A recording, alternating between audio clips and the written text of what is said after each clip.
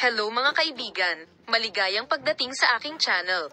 Lahat ng mga paksang pinagtataka mo tungkol sa mga kilalang tao ay makikita sa aming channel.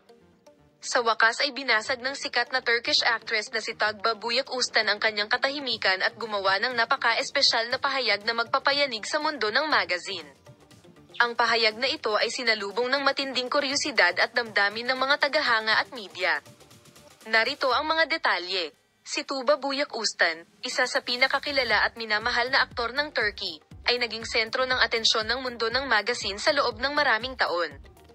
Si Büyük Üstün, na nakatawag pansin sa kanyang kagandahan at talento sa pag-arte, sa wakas ay binasag ang kanyang mahabang katahimikan at gumawa ng isang napaka-espesyal na pahayag. Pahayag ni Tuğba Büyük Üstün, ang paborito kong bagay ay katahimikan at kapayapaan. Ang aking panloob na kapayapaan ay una sa akin. Ang mga salitang ito ay naglalaman ng isang mahalagang palatandaan tungkol sa panloob na mundo ng dakilang Panginoon, na nakamit ang maraming tagumpay sa murang edad.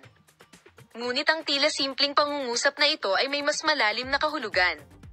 Kaagad pagkatapos ng pahayag na ito, nagsimulang talakayin ng mga tagahanga sa social media at mga magazine kung bakit binigyang diin ni Tuğba Büyük Üstün ang labis na katahimikan at kapayapaan, at kung gaano ito kahalaga para sa kanya.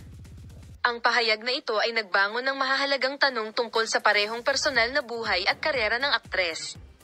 Ipapakita namin sa iyo ang mahahalagang pahayag na ito at maraming pagbabahagi mula sa Tuğba Büyük Üstün. Poem.